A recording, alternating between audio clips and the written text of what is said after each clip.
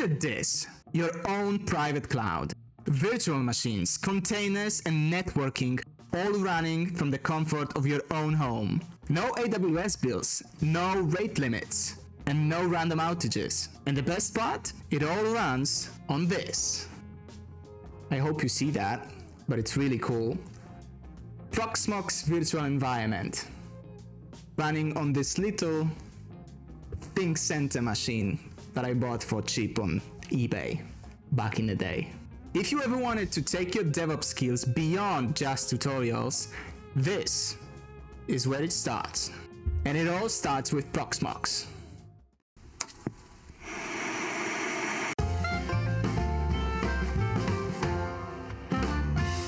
Hi everybody, my name is Jonasz Jozwicki, and today we're going to fire up our first Proxmox node. If you ever wanted to understand what Homelab actually is, what Proxmox does, or how people run their own servers at home, you are in the right place.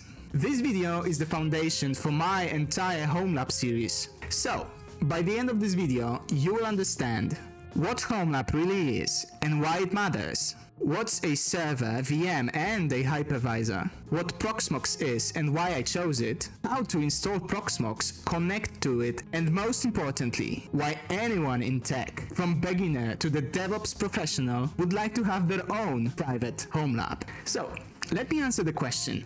Why now? Why in 2026 I start building my own Homelab? When I want to experiment or break something, as I often do, I need my own personal space to do so. A place to test new tools, build some weird-ass automations, or just learn by failing fast. And that's exactly what Homelab gives you, a freedom. It's my old PC inside a case that I got from a friend, and it was breathing just fine up until now actually, when I decided I need more space. So I cannot allow myself to have such a big ass machine, and it's kinda old too. It's very outdated. Way worse actually than what I have this. And look at the size! The size difference is insane. And this is a proper PC, right? But this little thing, I think we can do a lot more with this small Think Center than I can do with this. So stay tuned. Ooh. That was heavy, ain't gonna lie. But okay, let's go back to what we started, right? And you can get this guy for really cheap on eBay if you like. As you can see, it's not really about replacing work infrastructure. It's about exploring without any limits. It's also a great incubator for ideas. Don't quote me on that. But wait, what even is a Homelab?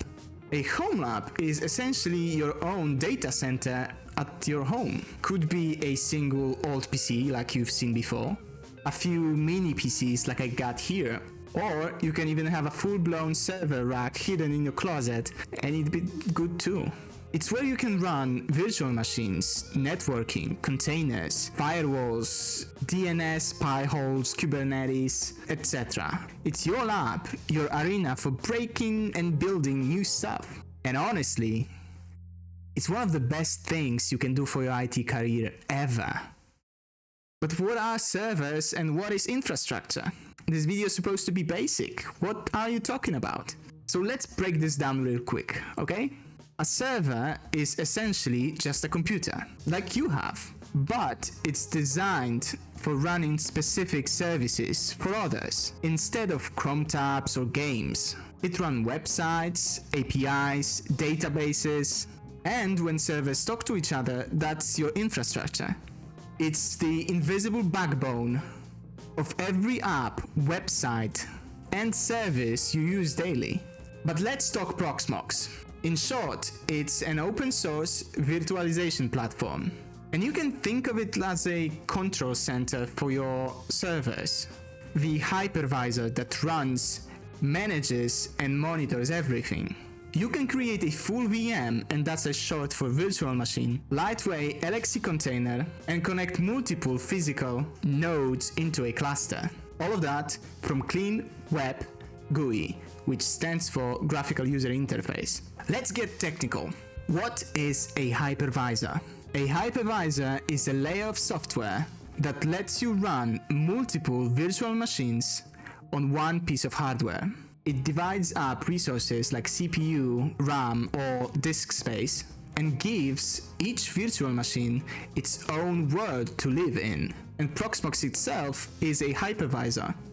A VM, like we said before, is a short for virtual machine. It's basically a full-blown computer running inside a computer. It has its own operating system, kernel, virtual hardware. An LXC container, on the other hand, shares the host kernel, but runs in its own isolated environment. It's lighter, faster to start, and perfect for microservices. Kinda like Docker is, right? And if you haven't watched my first Docker video, there it is. Use VMs when you need full OS control, like Windows Server or Ubuntu Server. Use LXC containers when you want lightweight services based on Linux. And we'll dive deeper into those in the future videos.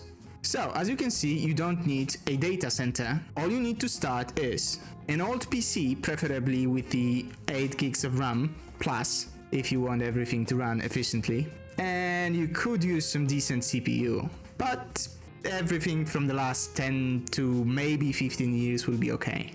A USB thumb drive, and you also need at least 8 gigs to run Proxmox on it.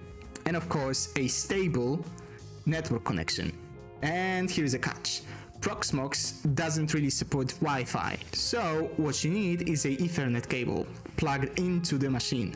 Actually, I need to verify that that was correct. And you need to remember before installing Proxmox to check your BIOS and enable virtualization. Without it, your hypervisor can't hypervise because it won't be able to run any VMs. For this series, I will install Proxmox on the virtual machine since I don't have a capture card to grab everything I need. First of all, you want to head to proxmox.com and download the Proxmox V ISO. And remember to always choose the newest version of Proxmox. After you downloaded the image, you'll need to flash it to the USB thumb drive that you have. And you can do that with software like Balena Etcher or Rufus. I'm back to you guys, sorry for the outfit change. I got a haircut too. Looking sharp, ready for the video. Okay, so let's go back to the Proxmox installation process. You gotta start with Install Proxmox V, and we'll do that in the graphical user interface, so let's choose that option. Then the installer will load everything, and in a second we should see... Yeah, we should see the main window of the Proxmox V installation. Okay, so here you just agree to the license because you need to do that.